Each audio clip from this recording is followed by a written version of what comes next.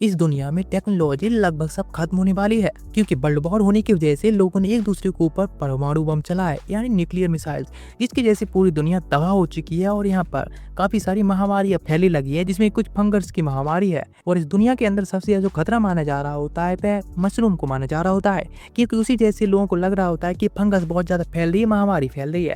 लेकिन इस वर्ल्ड में कुछ लोग हैं जो कि अपने आप को फंगस प्रोटेक्टर कहते हैं, जो कि फंगस को नहीं बल्कि ह्यूमंस को प्रोटेक्ट करते हैं फंगस और महामारियों से।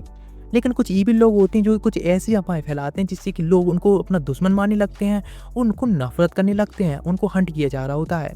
लेकिन इसी में से होता है हमारा हीरो, जो कि बस एक छोटा सा साइंटिस्ट होता है, एक डॉक्टर बुलाता है अपने आप को, जो कि केवल इस फंगस का ही इलाज ढूंढ रहा होता है जिससे कि लोगों को प्रोटेक्ट कर सके। लेकिन ये बस जिस तरह की मैंने स्टोरी बताई है उस तरह की नहीं, बल्कि इसके अंदर आपको एक लव स्टोरी देखने को मिलने वाली है और एक काफी ज्यादा आइकॉनिक फाइटिंग सीन्स भी देखने को मिलने वाले हैं, जो कि अटैक ऑन टाइटन की तरह ही होने वाली है। और इसमें काफी सारे इमोशन भी मिलने वाला है, जो कि आपको इमोशनली डैमेज करने वाला है। तो चलो इस सीरीज को स्टार्ट करते हैं, क्योंकि स्टार्टिंग को समझाना सबसे जरूरी होता है। चलो इस सीरीज को अब स्टार्ट करते हैं। कुछ समय पहले जब वर्ल्ड शांति के दिनों का आनंद ले रहा था, अचानक एक अनइमेजिनेबल आपदा का सामना करना पड़ा। ये घटना तब घटी जब ऊपर से एक तथाकथित डेमोक्रेसी बॉम्ब गिराया गया। किसी को नहीं पता था कि यह बॉम्ब किसी अमेरिकन ने छोड़ा था, नॉर्थ कोरियन ने या किसी केयरलेस रशियन ने। लेकिन इसका नतीजा यह हुआ कि पूरा प्लैनेट जंग की एक भयानक परत से ढक गया। सिटीज से लेकर विलेजेस तक हर जगह रस्ट फैल गया। सारी जमीन, पॉन्ड्स, लेक्स, नदियां और यहां तक कि बिल्डिंग्स भी नष्ट हो गई। आखिरकार दुनिया एक बैरन, कोल्ड और डराने वाला डेजर्ट बन गई। इस रूइंड लैंडस्केप में एक मिस्टीरियस युवक प्रकट हुआ। वो सिर से पैर तक पूरी तरह ढका हुआ था, किसी नाइटमेयर से निकले घोस्ट जैसा लगता था। और इस पल वो एक चौकी पर फंसा था। इंतजार करते करते उस युवक की नजर बुलेटिन बोर्ड पर लगे एक वांटेड पोस्टर पर पड़ी। तभी उस इलाके के मोटे मैनेजर ने आवाज लगाई और बताया कि अखबार में छपा व्यक्ति एक डेंजरस क्रिमिनल है, जिसकी सख्ती से तलाश की जा रही है, क्योंकि माना जाता है कि उसमें फंगस पैदा करने की एबिलिटी है। उस वक्त फंगस को कॉमन फूड नहीं बल्कि टॉक्सिसिटी का सिंबल माना जाता था। सिटी में लोग अब भी रहते थे, ट्रेड करते थे और रोजमर्रा के काम में लगे हुए थे। लेकिन माहौल हमेशा टेंस रहता था, क्योंकि सिक्योरिटी फोर्सेस हर जगह मौजूद थीं। वे हर गली, हर दुकान की जांच करते रहते थे। फंगस का व्यापार या स्टोरेज करते किसी भी व्यक्ति को तुरंत अरेस्ट कर लिया जाता था। गार्ड्स के लिए फंगस को ड्रग्स की तरह माना जाता था। इसमें शामिल किसी भी इंसान के साथ अपराधी जैसा व्यवहार होता था। ओल्ड क्वार्टर के एक ब्रोथल में, जहां रेड लाइट्स टिमटिमा रही थीं, एक रिच महिला अपनी चेयर पर पीछे झुकी अपनी पेनफुल और बिटर लाइफ के बारे में लगातार बड़बड़ा रही थी। उसके आसपास बैठी लड़कियां सुनने का नाटक कर रही थीं, बीच बीच में सिर हिला रही थीं और कभी कभी सिंपैथी दिखाने के लिए कुछ शब्द बोल देती थी। लेकिन असल में वे बस छोटी छोटी बातों और रैंडम गॉसिप में खोई हुई थी। उसी घर में एक प्राइवेट रूम में एक यंग कपल कुछ ऐसा कर रहा था जो काफी सस्पिशियस लग रहा था। एक नजर में लोग गलत समझ सकते थे कि वे कोई इनअप्रोप्रिएट एक्टिविटी कर रहे हैं। अंदर बैठी लड़की अचानक डर से चिल्लाई, कहने लगी कि यह बहुत बड़ा है, जबकि युवक ने धीरे से दिलासा दिया कि बड़ा होना ही असरदार है। असल में ये आपके दिमाग की गलत इमेजिनेशन थी, क्योंकि वो फिजिकल एक्टिविटीज में नहीं बल्कि बीमारी का ट्रीटमेंट करने के लिए इंजेक्शन और दवाइयां दे रहे थे। उस युवक का नाम माइलो था, जो एक पैशनेट यंग डॉक्टर था और लोगों का भरोसेमंद भी। वो पूरी कोशिश करता था कि उस रस्ट डिजीज से जूझते लोगों को बचा सके, जो धीरे धीरे उनके शरीर को खा रही थी। अपना क्लिनिक न होने के कारण माइलो को काइंड हार्टेड वेश्याओं ने अस्थायी मेडिकल कॉर्नर दिया था। एक दिन जब माइलो दो गरीब पिता पुत्र का इलाज कर रहा था, तो पास बैठी ब्रॉथल ओनर ने उसे एक रूमर बताया कि फंगस की रक्षा करने वाले ही असली क्रिमिनल्स थे। उन्हीं ने सीक्रेट तरीके से रस्ट फैलाया था, जिससे दुनिया आज रुइन में बदल गई थी। काम पूरा करने के बाद मैडम ने माइलो को कुछ लड़कियों के साथ एक फ्री नाइट बिताने का ऑफर दिया। ये सुनकर लड़कियां खिलखिलाकर हंस पड़ी। अगर कोई और होता तो शायद तुरंत मान जाता, लेकिन माइलो ने बस मुस्कुराकर पोलाइटली मना कर दिया। उसने कहा कि वो वाकई ब्यूटीफुल है, लेकिन इतना इजी नहीं। उसकी बात सुनकर सब हंस पड़े और उसकी रिस्पेक्ट और बढ़ गई। घर लौटते हुए माइलो एक जानी पहचानी बेकरी में कुछ फूड आइटम्स खरीदने रुका। साथ ही उसने ओनर से सीक्रेटली कुछ फंगस भी खरीदा। ओनर ने सामान देते हुए उसे वार्निंग दी कि गार्ड्स को पता न चले, वरना पूरे शहर में केओस मच जाएगा। सिर्फ माइलो ही डॉक्टर था लोग उसके बिना नहीं रह सकते थे। ओनर ने पैसे लेने से मना कर दिया क्योंकि माइलो ने पहले उसकी बेटी का फ्री इलाज किया था, लेकिन माइलो एक नोबल इंसान होने के नाते फिर भी पैसे छोड़ गया, इसे फेयर मानते हुए। घर पहुंचकर माइलो ने वो ब्रेड अपनी बड़ी बहन को दे दी। वो पहले गार्ड थी, लेकिन अब उसे रस्ट डिजीज हो गया था जिससे उसने जॉब छोड़ दी थी। भाई बहनों की जिंदगी का सहारा अब ज्यादातर माइलो ही था। डिनर के बाद माइलो लगन से दवा बनाने में जुट गया क्योंकि कमेटी ने उसे एक रिफाइंड मॉडर्न मेडिसिन मशीन दी थी। उसकी बहन ने उसे वार्न किया कि डिस्ट्रिक्ट कमेटी हेड कुरोकावा से बहुत सावधान रहना। वो एक कनिंग आदमी है जो किसी को फ्री में कुछ नहीं देता है। उससे ज्यादा उलझने का नतीजा अच्छा नहीं होता। लेकिन माइलो बस मुस्कुराया और बोला कि उसे डर नहीं है। उसका बस एक ही लक्ष्य है, शहर को बचाने के लिए रस्ट डिजीज का क्योर ढूंढना। इस बीच चौकी पर वो मोटा आदमी उस मिस्टीरियस वांटेड क्रिमिनल के बारे में शेखी बघारता रहा। उसने कहा कि उसमें ऐसी अनयूजुअल एबिलिटीज हैं कि उसके पीछे पड़ी सभी लाशें वो वापस ले आता है। उसके साथ आए मास्क्ड व्यक्ति ने उत्सुकता से आसपास रखी अजीब चीजों के बारे में सवाल पूछे। मोटे आदमी ने समझाया कि वे सब तो बस कॉर्प्सेस थीं। अचानक रूम में लगे टीवी पर ब्रेकिंग न्यूज चलने लगी। शहर के बाहर अचानक बड़े बड़े मशरूम्स उगाए थे जो टावर्स जितने ऊंचे थे। ये देख के माइलो की बहन बेचैन हो गई। माइलो ने बहन से कहा कि उसे दवाई देने जाना होगा।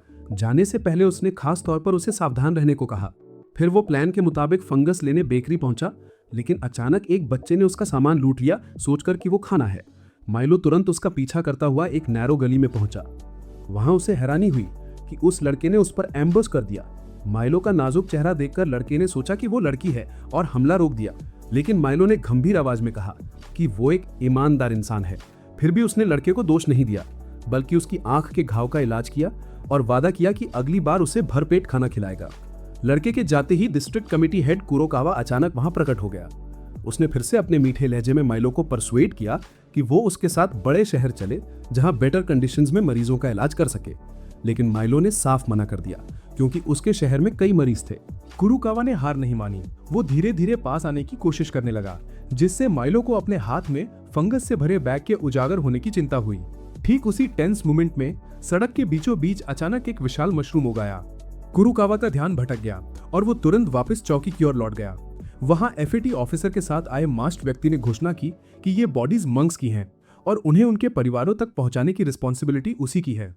गार्ड्स ने कुछ देर के लिए उसकी बात पर विश्वास कर लिया और आगे कोई चेक नहीं किया, लेकिन उन्होंने उसके बो पर सवाल उठाए क्योंकि शहर में बो एरो फॉरबिडन वेपन्स थे। उसी समय मंक ने अपना असली रूप दिखाया। उसके ब्राइट रेड बाल उभर आए। एक पावरफुल एरो चलाकर उसने फंगस को तेजी से ग्रो कर दिया और आसपास की हर चीज तबाह हो गई। गार्ड से भागते हुए उसकी अचानक एनकाउंटर माइलो से हो गई। इस बीच घर पर माइलो की बहन ने अपनी गार्ड यूनिफॉर्म पहन ली थी और शहर की रक्षा करने के लिए निकलने का निर्णय कर लिया था। जब माइलो उसे रोकने की कोशिश में दौड़ा तो ज्यादा बोलने और थकावट की वजह से वो बेहोश हो गया। जब तक वो जागा उसकी बहन जा चुकी थी। अब माइलो के पास अपनी लेबोरेटरी पर ध्यान केंद्रित करने और नई प्राप्त फंगस से मेडिसिन बनाने के अलावा कोई रास्ता नहीं था। काम करते करते अचानक माइलो को अपने पीछे एक आवाज सुनाई दी। जब उसने मुड़कर देखा तो एक रेड हेयर्ड युवक एक गंभीर रूप से इंजर्ड बूढ़े के साथ खड़ा था।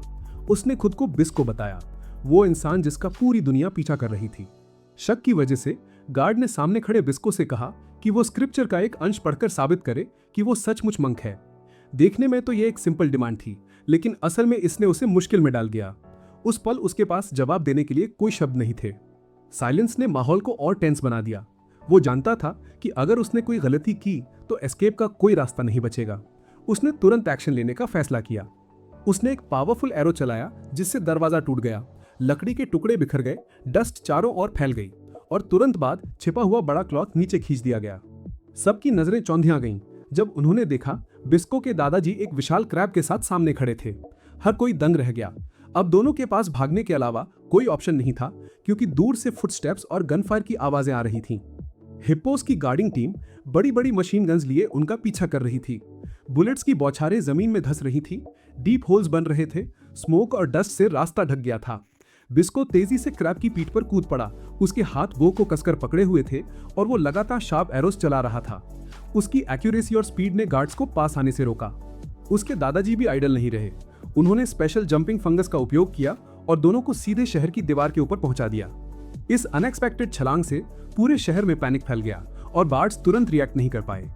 अंदर पहुंचते ही बिस्को ने माइलो को वही रेयर फंगस दी जिसकी उसे अपने दादाजी के घावों की दवा बनाने की जरूरत थी। अब तक बूढ़ा आदमी बुरी तरह घायल हो चुका था, कपड़े खून से भीग चुके थे, सांसें कमजोर थीं। माइलो, जिसकी sense of smell hunting dog जैसी थी, खून की गंध से समझ गया कि ये वुंड्स बेहद क्रिटिकल हैं और केवल ओरली दी गई मेडिसिन से ठीक नहीं होंगे। उसने तुरंत सर्जरी की रिक्वेस्ट की क्योंकि टाइम बहुत कम था। बिस्को ने बेचैन मन से आखिरकार सिर हिलाकर सहमति दे दी।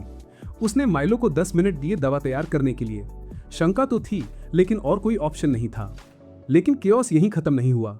जैसे ही उन्होंने काम शुरू किया, चेयरमैन के मैन ने उनका हाइडआउट ढूंढ लिया और एक वार्निंग शॉट चला दी। पूरे रूम में अफरा तफरी मच गई। बिस्को ने फौरन माइलो को हॉस्टेज बना लिया और हंसते हुए मौकरी की, कह दिया कि उन्हें कोई फर्क नहीं पड़ता। लेकिन बिना हेजिटेशन उसने पूरे ग्रुप पर जानलेवा तीर चलाने शुरू कर दिए। बिस्को के पास कोई और रास्ता नहीं था। उसने पावरफुल एरोस चलाए और धैर्य से इंतजार करने लगा कि रैबिट हेड गुर्गे करीब आए। जैसे ही वे कॉम्बैट में उतरे, उसने मौके का फायदा उठाया और माइलो और उसके दादा दोनों को गिराने की तैयारी कर ली। अब माइलो का क्लिनिक फंगस से भर चुका था और पूरी तरह नष्ट हो चुका था, मानो ट्विस्टेड जंगल बन गया हो। माइलो को इसका दुख था, लेकिन चॉइस नहीं थी। अगर वे इस जगह को छोड़ते नहीं तो पूरा ग्रुप खतरे में पड़ जाता। इस क्रिटिकल मोमेंट पर माइलो की बहन जीप चलाती हुई पहुंची और सीधे उस जगह जा घुसी जहां गार्ड टीम ब्लॉकेड कर रही थी। एक हाई रैंक कमांडर होने की वजह से सोल्जर्स ने तुरंत उसके आदेश माने। उसने सिचुएशन की पूरी डिटेल दी। उस दोपहर बिस्को और उसके दादाजी लगभग घिर चुके थे। उन्हें एक बार फिर सिटी वॉल फांदने के लिए स्पेशल जंपिंग फंगस का इस्तेमाल करना था। यह रिस्की था, लेकिन एस्केप का यही तरीका था। लेकिन जैसे ही वे जाने लगे, एक जाइगेंटिक हिप्पो उन पर टूट पड़ा। उसने जॉज खोलकर बिस्को को क्रश करने की कोशिश की। सब हैरान रह गए जब बिस्को ने अकेले ही पूरे हिप्पो को उठाकर दूर फेंक दिया। दूसरी तरफ किरुकावा खड़ा था। उसके बगल में एक पिंक हेड लड़की थी। उसने बिस्को से उस चूक के लिए माफी मांगी जिसने उसके एस्केप का मौका बनाया था। लेकिन किरुकावा को कोई चिंता नहीं हुई। एक्सप्रेशनलेस चेहरे लिए उसने तुरंत अपने मैन को आदेश दिया कि प्लान को जारी रखो। उसकी असली चिंता यह थी कि बिस्को मेन सिक्योरिटी फोर्सेस से सीधे ना भिड़े, वरना अनकंट्रोल्ड केओस फैल जाएगी। कुछ घंटे पहले ही बिस्को और उसके दादाजी ने दीवार पार करके आराम करने की जगह ढूंढ ली थी। लेकिन अब बिस्को के दादाजी भयंकर रस्ट डिजीज से पीड़ित थे। उन्हें पता था कि उनका टाइम कम है। उन्होंने बिस्को को आदेश दिया कि कोशिश करता रहे, चाहे वो उसके साथ ना हो। उनकी नजर में बिस्को स्ट्रॉन्गेस्ट था, एकमात्र होप। उसने दादाजी से सब कुछ सीख लिया था, सिवाय दवा बनाने के। लेकिन बिस्को ने यह बात मानने से इनकार कर दिया। उसने सिर हिलाते हुए गुस्से से कहा कि उसके दादाजी अपनी जिंदगी को इतना छोटा मत आंको। वो न जाने कितनी चौकियां तोड़ चुका था रेयर रस्ट ईटी फंगस की तलाश में। उसने कसम खाई कि चाहे जितना खतरा हो, वो अपने दादाजी को मरने नहीं देगा। बिस्को उस जगह के पास पहुंचा जहां क्रैब आराम कर रहा था। तभी अचानक एक रॉकेट बिजली की तरह आसमान में उड़ा। उसने तुरंत अपना बो खींचा और एरो छोड़ा। रॉकेट हवा में ही ब्लास्ट हो गया। उसके टुकड़े बिखर गए, जिससे स्काई स्नेल एयरक्राफ्ट को कंट्रोल कर रही लड़की हैरान रह गई। किसी डेंजरस चीज के आने का आभास पाकर बिस्को के ग्रैंडपा ने उसे जल्दी से क्रैब के नीचे छिपने को कहा, क्योंकि स्नेल उस पर पॉइजन छिड़कने वाला था। बिस्को ने जवाबी हमला करने की कोशिश की। अचानक कहीं से एक इलेक्ट्रॉनिक ईल निकली और सीधे उसके पैर में बाइट कर गई। तभी ऊपर से एयरक्राफ्ट ने गोलियों की बरसात कर दी। उसके दादा बिना किसी हेजिटेशन के अपने पोते को बचाने दौड़े। बुलेट्स उनके शरीर को चीरती चली गईं, कपड़े खून से भर गए। बिस्को स्टन रह गया। उसने बो को कसकर पकड़ा और अपनी पूरी स्ट्रेंथ से एक लीथल एरो चलाया, जिससे एयरक्राफ्ट में एक्सप्लोजन हुआ और वो जमीन पर क्रैश कर गया। बिना समय गंवाए वो क्रैब पर सवार होकर डॉक्टर की तलाश में सिटी की ओर भागा। हताशा में उसके कदम लगातार तेज हो रहे थे। जब दोनों किसी तरह अंडरग्राउंड सुअर में छिपे तो माइलो दादाजी की जिंदा दिली देखकर दंग रह गया। 6 गोलियां खाने के बाद भी वो गिरे नहीं, मानो उनकी रेजिलियंस किसी लेजेंड जैसी हो। बिस्को ने तुरंत माइलो से पूछा कि क्या वो उसके ग्रैंडपा का इलाज कर सकता है। माइलो ने पूरे कॉन्फिडेंस के साथ कहा हाँ। बिस्को बाहर जाकर एनिमीज का ध्यान भटकाने के लिए निकला, लेकिन माइलो ने इंसिस्ट किया कि पहले बिस्को के घावों का इलाज होगा, फिर उसे लड़ने दिया जाएगा। बिस्को ने अपने ग्रैंडपा को माइलो को सौंपा और बाहर निकल पड़ा। उधर माइलो की सिस्टर को खबर मिली कि जिस दिशा में वो जा रही है वहां कुरुकावा के लोगों का ट्रैप बिछा था। सही रास्ता पश्चिम की ओर था। एक गार्ड ने उसे चुप रहने की सलाह दी, क्योंकि उन्हें माइलो के क्लिनिक में एक जायंट मशरूम मुक्ता मिला था, जिसने सब कुछ तबाह कर दिया था। माइलो की सिस्टर फ्यूरियस थी, लेकिन उसने अकेले ही पश्चिम जाने का फैसला किया। बिस्को की बात करें तो उसने कुरुकावा के सारे सोल्जर्स को खत्म कर दिया। सिर्फ पिंक हेड लड़की को छोड़ दिया, क्योंकि वो उसे प्यारी लगी। उसने इंटेरोगेशन शुरू किया। तभी माइलो की सिस्टर स्कूटर पर तेजी से आई। बिस्को ने फंगस से उसकी गाड़ी पलट दी, लेकिन वो बिना रुके सीधे उस पर हमला कर बैठी। स्मोक के पीछे से बिस्को ने बो निकाला और एक एरो छोड़ा, जिसने उसके हथियार को चीर दिया। मेटल टूटने की गूंज पूरे इलाके में फैल गई। ये संकेत था कि एक नया क्लैश शुरू हो चुका है। शहर के स्पीकर्स फंगस स्पोर्स के खतरे की वार्निंग्स दे रहे थे। लोगों को मास्क पहनने और सावधानी बरतने की सलाह दी जा रही थी। ब्रॉदल में लड़कियां हाल ही में उगे विशाल मशरूम्स की बातें कर रही थी। दशकों से वहां रहने के बाद उन्होंने पहली बार ऐसा नजारा देखा। मैडम ने सभी को अंदर जाने को कहा ताकि स्पोर्स उनकी सांसों में न जाए। अचानक नीचे से खबर आई कि पैंडा क्लिनिक नष्ट हो चुका है। मैडम चिंतित हो गई क्योंकि वहां माइलो था जिससे वो हमेशा केयर करती थी। इस बीच माइलो अपने हाथों से बिस्को के ग्रैंडपा को ब्लड ट्रांसफ्यूजन दे रहा था। रस्ट डिजीज से पीड़ित बूढ़ा आदमी लगभग बेहोश होने ही वाला था। ट्रांसफ्यूजन की वजह से वो धीरे धीरे होश में आया, लेकिन सच ये था कि रस्ट ने उसके अंगों को लगभग खा लिया था। वो बस 1 महीने तक ही जिंदा रह सका। इसके बाद उसके वाइटल ऑर्गन्स पूरी तरह फेल हो गए। फिर भी उसने कामनेस बनाए रखी। उसने माइलो की स्किल्स की तारीफ करते हुए कहा कि उसके हाथ डेलिकेट, स्टेडी और धैर्य से भरे हुए हैं। फिर उसने अपना नाम बताया, जाबी, जो बिस्को का मास्टर था। बाहर बिस्को और माइलो की सिस्टर में इंटेंस बैटल छिड़ चुकी थी। स्टील टकराने और ग्रंट्स की आवाजें माहौल को और भारी कर रही थी। हालांकि बिस्को लड़ रहा था, फिर भी वो माइलो की सिस्टर को रुकने की सलाह देता रहा, क्योंकि हर बार से उसके शरीर पर लगी रस्ट और फैल रही थी। डेथ और करीब आ रही थी। लेकिन माइलो की सिस्टर को कोई परवाह नहीं थी। उसकी आंखों में बस हेट्रेड भरी हुई थी। उसे यकीन था कि रस्ट फैलाने वाला बिस्को ही है। बिस्को ने उसे समझाने की कोशिश की, लेकिन उसकी बातें उसके गुस्से में डूबे दिल तक नहीं पहुंच सकी। इसी दौरान जाबी माइलो को सच बता रहा था कि फंगी रस्ट नहीं फैलाते, बल्कि रस्ट को खाते हैं। फंगी सर्वाइवल के लिए इवॉल्व हुए और यही उनकी खास एबिलिटी थी। वो बोले कि लोग फंगी को गलत समझते हैं क्योंकि उन्होंने रस्ट के धब्बों पर उन्हें उगते देखा और जल्दबाजी में यही मान लिया कि रस्ट का कारण फंगी है। ये मिसअंडरस्टैंडिंग इसलिए भी फैली क्योंकि फंगी प्रोटेक्टर्स लोगों को सही से समझा नहीं पाए और इस वजह से पूरी दुनिया ने उनसे नफरत की। लेकिन जाबी की बातों का असर माइलो की सिस्टर पर नहीं पड़ा। उसने गुस्से में अपनी गाड़ी बिस्को पर दे मारी, जिससे वो दूर जा गिरा। बिस्को दर्द से कराहा, लेकिन फिर भी कामली समझाता रहा कि उसने रस्ट वाली जगहों पर सिर्फ ट्रीटमेंट के लिए फंगी लगाए थे। उसने कभी किसी से ग्रेटिट्यूड की उम्मीद नहीं की। फिर भी उसे गलत समझा गया, मारा पीटा गया, दुश्मन की तरह देखा गया। नेचुरली वो दुखी था, लेकिन पेशेंस रखता रहा। माइलो की सिस्टर अलग थी। वो सिर्फ बिस्को का असली मकसद जानना चाहती थी। जब उस पर दबाव डाला गया तो बिस्को ने स्वीकार किया कि वो और जाबी रेयर रस्ट ईटिंग फंगी की तलाश में है, एक मिरेकल क्योर जो पूरी तरह रस्ट को मिटा सकता है। ये सुनकर माइलो की सिस्टर पाओ और भी फ्यूरियस हो गई। उसे लगा कि ये सब बस एक एक्सक्यूज है, लेकिन बिस्को को इसकी कोई परवाह नहीं थी। उसने तो खुशी से बोस्ट करते हुए कहा कि उसे यहाँ एक स्किल्ड डॉक्टर मिल गया है जो बिल्कुल पाऊ जैसा दिखता है, जिससे उसे अंदाजा हो गया कि वे जरूर ब्लड रिलेटिव्स होंगे। ये बात आग में घी डालने जैसी साबित हुई। पाऊ फ्यूरियस हो गया और बिस्को जिस दीवार पर खड़ा था उसे पूरी तरह तोड़ने के लिए बेतहाशा दौड़ा। लेकिन इस बार बिस्को पहले से अलर्ट था। उसने उसे प्रोवोक करने और अपने ट्रैप में फंसाने के लिए माइलो का इस्तेमाल किया। गुस्से में पाऊ ने और भी जोर से हमला किया और उसी पल बिस्को ने स्कीफुली उसके हथियार में फंगाई लगा दी। ये देखकर वो अंदर से कड़वाहट से भर गया, क्योंकि उसका असली काम हमेशा लोगों को हील करने के लिए फंगाई लगाना था, ना कि किसी लड़की पर काउंटर अटैक करने के लिए। लेकिन वॉर ने उसे ऐसा करने पर मजबूर कर दिया था। आखिरकार बिस्को ने एक ट्रैंकुलाइजर एरो चलाया और गिरते हुए पाओ के शरीर को पकड़ लिया। उसे चोट न लगे इसलिए वो उसे धीरे से उठाकर अंडरग्राउंड सीवर हाइडआउट में ले आया। वहां बिस्को की मुलाकात अपने ग्रैंडपा से फिर हुई, जो अब किसी अनाड़ी बूढ़े की तरह नहीं बल्कि किसी 18 साल के यूथ की तरह पूरी तरह हेल्दी लग रहे थे। उन्हें देखकर बिस्को इतना इमोशनल हो गया कि खुद को रोकने की कोशिश के बावजूद ऑलमोस्ट रो पड़ा। माइलो भी अपनी सिस्टर को बेहोश देखकर घबरा कर दौड़ा। बिस्को ने उसे दिलासा दिया कि उसे बस सेडेशन दिया गया है और वो थोड़ी देर में होश में आ जाएगी। माइलो ने उसे पहले ही एंटी रस्ट इंजेक्शन दे दिया था, जिससे उसे और टाइम मिल गया। अब स्थिति और क्रिटिकल हो चुकी थी क्योंकि सिटी गार्ड्स किसी भी वक्त आने वाले थे। जाबी ने उन्हें रोकने के लिए पीछे रहने का फैसला किया ताकि यंगस्टर्स को भागने का समय मिल सके। बिस्को ने विरोध किया क्योंकि वो जानता था कि उसके ग्रैंडपा के बिना कोई भी प्रॉपर मेडिसिन तैयार नहीं कर पाएगा। इस समय माइलो अनएक्सपेक्टेड तरीके से आगे आया और कहा कि वो रिप्लेसमेंट बन सकता है, कि वो सीखेगा और पूरी लगन से करेगा। बिस्को ने आपत्ति जताई, ये मानते हुए कि हार्श आउटर वर्ल्ड माइलो जैसे जेंटल व्यक्ति के लिए बहुत कठिन है। लेकिन माइलो अड़ा रहा क्योंकि वो न केवल दूसरों का इलाज करना चाहता था बल्कि अपने फैमिली के आखिरी मेंबर को बचाने के लिए क्योर भी ढूंढना चाहता था। उसकी आंखों में डिटर्मिनेशन देखकर बिस्को ने आखिरकार कंसेंट दिया और माइलो को साथ आने दिया। तभी गार्ड्स पहुंच गए और जाबी को उनके रास्ते में खड़ा होना मजबूर कर दिया। माइलो ने अपनी सिस्टर को वहीं छोड़ दिया और उसके पास एंटी रस्ट मेडिसिन का एक पाउच रख दिया ताकि उसकी जान बच सके। विदाई का सीन भावनाओं से भरा था, लेकिन इससे पहले कि वो खत्म होता बिस्को ने माइलो को फोर्सफुली खींच लिया। टाइम कम होता जा रहा था। वे गेट की ओर भागे, लेकिन वहीं उन्हें रोक लिया गया। पीछे से गार्ड्स का एक और ग्रुप आया और उन दोनों को ट्रैप कर लिया। बिस्को ने तुरंत अपना बो खींचा और एक स्पेशल एरो छोड़ा। सामने का पुल टूट गया और वे दोनों सिटी गेट से नीचे गिर पड़े। उस पल तमाम डेंजर्स के बीच बस एक फेंट सी होप बची थी कि वे सरवाइव कर जाएंगे और आगे के कांटों भरे रास्ते पर निकल पड़ेंगे। बाहर पहले दिन माइलो लगातार बातें करता रहा, तरह तरह की बातें करता रहा, जिससे बिस्को इरिटेट हो रहा था, जिसका चेहरा हमेशा स्टर्न रहता था। माइलो ने कैजुअली कहा कि शायद वे रास्ता भटक गए, लेकिन बिस्को ने मानने से साफ इनकार कर दिया। वॉन्डरर होने के नाते उसकी इंडिपेंडेंट स्पिरिट और ईगो से ये एडमिट नहीं करने दे रही थी कि वो गलत रास्ते पर है। दोनों चलते रहे जब तक कि वे एक जगह पर नहीं पहुंचे जहां पानी की सतह पर एल्गी तैर रहे थे।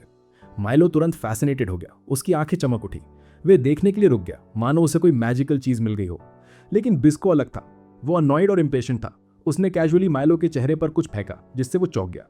बिस्को ने उसे याद दिलाया कि वे फन करने नहीं आए हैं। एल्गी वाली ये जगह रात में वाइल्ड बीस्ट को अट्रैक्ट करेगी और अगर वे रुके तो कभी भी डेंजर आ सकता है। दोनों वहां से आगे बढ़े, लेकिन थोड़ी देर बाद माइलो सड़क पर बेहोश हो गया। बिस्को ने बेबसी से साय लिया, फिर हाथ में 2 छोटे लिजर्ड्स लेकर लौटा, जो खेलते हुए एक दूसरे की पूंछ काट रहे थे। उसने उन्हें रोस्ट कर माइलो को खाने को दिया, क्योंकि वो सिर्फ भूख से फेंट हुआ था। खाना खाने के बाद माइलो फिर से अलर्ट हो गया। दोनों को समझ आ गया था कि समय कम होता जा रहा है। जाबी सिर्फ 1 महीने और सरवाइव कर सकता था, जबकि माइलो ने अपनी सिस्टर के लिए जो दवा छोड़ी थी वो 3 महीने तक ही चलेगी। बिस्को ने स्थिति को देखते हुए एक मैप निकाला, उनका रास्ता साफ बताया और कहा कि उन्हें कोल माइंस पार करनी होंगी। माइलो चिंतित हो गया, क्योंकि उसे पता था कि वहां जायंट रैट्स रहते हैं, लेकिन बिस्को ने एश्योरेंस दी कि उसके पास उनसे निपटने का तरीका है। तभी बिस्को को रेत के नीचे से एक विशाल क्रैब का क्लॉ दिखाई दिया। उसने विसल बजाई और मोटी रेत के नीचे से उनका तीसरा साथी प्रकट हुआ, बिस्को का क्रैब। माइलो को तब समझ आया कि शुरुआत में वे रास्ता इसलिए भटके क्योंकि बिस्को क्रैब को ढूंढ रहा था, जो अक्सर सैंड में दबकर सो जाता था। अगर वे क्रैब पर सवार होते तो माइंस तक सिर्फ 2 दिन में पहुंच जाते, और वहां के जायंट रैट्स इतने बड़े जीव पर अटैक करने की हिम्मत नहीं करते। लेकिन जैसे ही माइलो क्रैब की पीठ पर प्रॉपरली बैठा भी नहीं था, वो जमीन पर गिर पड़ा। बिस्को ने बस शोल्डर्स उचकाए और क्रैब को थोड़ा अजीब महसूस कराने के लिए माइलो को एक स्पेशल आउटफिट पहना दिया। हालांकि क्रैब अनयूजुअली इंटेलिजेंट लग रहा था। माइलो ने आउटफिट पहन लिया था, लेकिन फिर भी क्रैब ने उसे आसानी से चौंका दिया। माइलो को बिस्को और क्रैब के पीछे पीछे चलना पड़ा। दोपहर तक उसने फिर से उसकी पीठ पर चढ़ने की कोशिश की। दूसरा प्रयास सक्सेसफुल लग रहा था, लेकिन फिर भी वो गिर पड़ा। ये सिलसिला चलता रहा। माइलो ने बार बार कोशिश की, यहां तक कि क्रैब घूम गया, जिससे उसे चक्कर आने लगे। कभी सब कुछ डार्क दिखता, कभी ब्राइट। अगली सुबह जब माइलो लगातार क्रैब रेडिंग का अभ्यास कर रहा था, बिस्को अपने एरोस को भिगोने के लिए एक पॉइजनस फंगाई सोल्यूशन तैयार कर रहा था।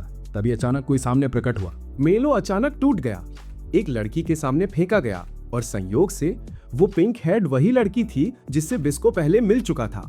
उसने मेलो को क्यूरियोसिटी और टीजिंग भरी नजरों से देखा और इतने बड़े क्रैब के लिए उसकी तारीफ की। बिस्को ने आवाज सुनी, पलटकर देखा तो वही लड़की क्रैब की पीठ पर चढ़ रही थी।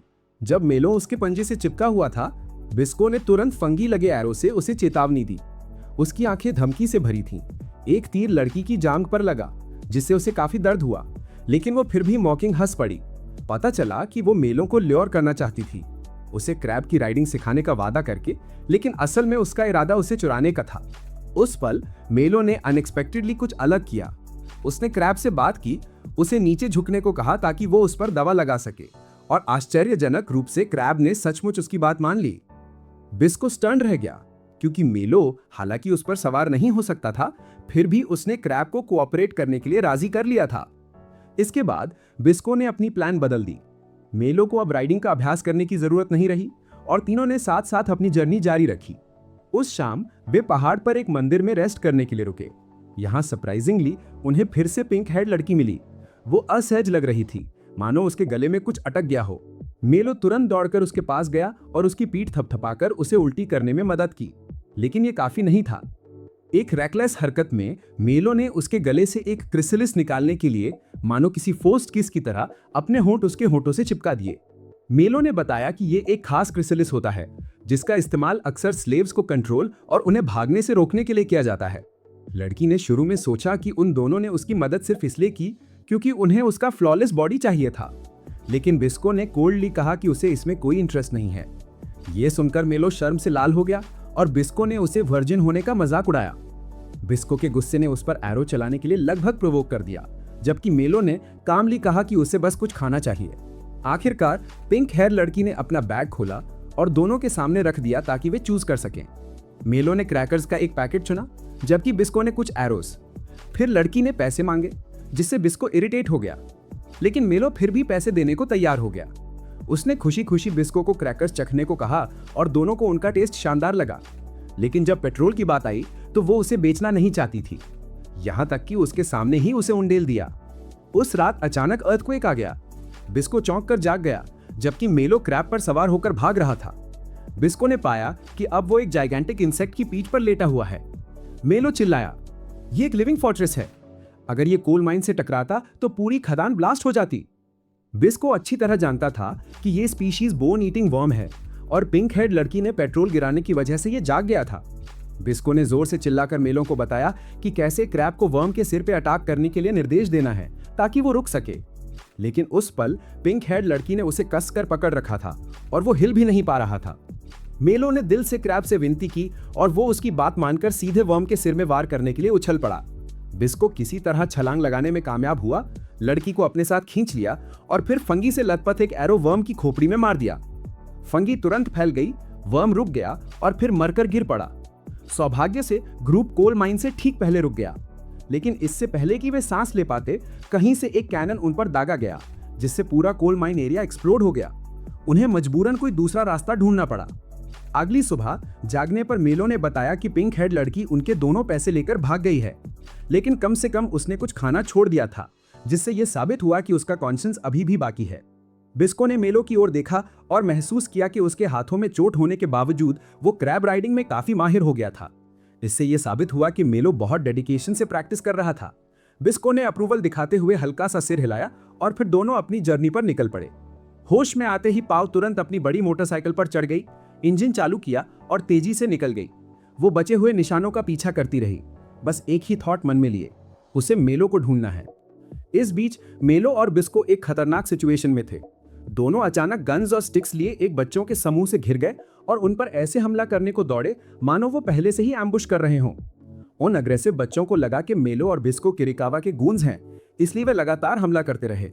दोनों को जल्दी से अपने हाथ ऊपर उठाने पड़े और समझाना पड़ा कि वो उस आदमी के बिल्कुल भी लोग नहीं हैं, लेकिन बच्चों ने फिर भी उनकी बात मानने से इनकार कर दिया। मेलो ने कहा कि वो बस जिंदा रहने के लिए कुछ फूड खरीदना चाहता था। उसकी आवाज में सिंसेरिटी साफ झलक रही थी, लेकिन बच्चे अभी भी स्केप्टिकल थे। वे मेलो और बिस्को के फटे पुराने कपड़े, गंदे चेहरे और हेल्पलेस शक्ल देखकर हंस पड़े। उनकी नजर में इन रैगेड वॉन्डरर्स के पास कुछ खरीदने के लिए पैसे कैसे होंगे। बच्चों का कॉशियस रवैया जरा भी कम नहीं हुआ था। गन्स और लाठियां अब भी उन पर सीधे तनी हुई थीं। उस सिचुएशन में बिस्को ने अनविलिंगली अपना वांटेड पोस्टर निकाला, जो कि एक मोड़ा हुआ कागज था, लेकिन जिस पर उसका चेहरा और अट्रैक्टिव रिवॉर्ड साफ लिखा था, ताकि यह साबित हो सके कि उनका किरिकावा से कोई संबंध नहीं है। पोस्टर देखने के बाद ही बच्चों का सस्पेशन कम हुआ और वे फिर कभी ना हमला करने पर राजी हो गए, लेकिन फिर भी उन्होंने इन्हें फ्री नहीं किया। कुछ देर बाद मेलो और बिस्को को बांध कर ले जाया गया। बिस्को बिल्कुल काम लग रहा था, यहाँ तक कि उसने कोल्ड स्माइल भी दी और कहा कि अगर वे चाहें तो इनाम के लिए उसे उनके हवाले कर दें, क्योंकि उसके पास खोने के लिए कुछ नहीं है। दोनों को बच्चों के शेल्टर होम में ले जाया गया, जो लकड़ी और मेटल स्क्रैप से ढका हुआ एक खंडहर इलाका था। फिर उन्हें एक सीलन भरे कमरे में बंद कर दिया गया। इसी दौरान पाओ एक डिजर्टेड अपार्टमेंट कॉम्प्लेक्स से गुजरी, जो गलियारों और सीढ़ियों में पड़ी लाशों से भरा था और मौत की बदबू से हवा भारी थी। वहां उसने एक एल्डरली कपल को बचाया, जो एक जायंट स्पाइडर के अटैक से जूझ रहे थे। रेस्क्यू होने के बाद बुजुर्ग लोगों ने हाफते हुए बताया कि चारों ओर बिखरी लाशें बैंडिट्स की वजह से थीं, जो वहां से गुजरने वाले ट्रेडर्स को लूट लेते थे। कृतज्ञता में बुजुर्ग कपल ने मेलो की सिस्टर को अपने शैबी लेकिन साफ सुथरे घर में आमंत्रित किया और उसकी टूटी हुई मोटरसाइकिल ठीक करने का वादा किया। इसी दौरान मेलो एक छोटी बच्ची के साथ था, जो बाकी बच्चों से ज्यादा समझदार लग रही थी। माइलो के लिए खाना ला रही थी और उसे ताकत पाने के लिए खाने की सलाह दे रही थी। इस सौम्य व्यवहार से माइलो को एहसास हुआ कि लड़की उसे ईविल इंसान नहीं समझती। बातों बातों में लड़की के माइलो को वहां के बच्चों की लाइफ के बारे में बताया। हर सर्दी में उन सभी को एक तरह के मॉन्स्टर का सामना करना पड़ता था, जिसे वे शैतान बच्चे कहते थे।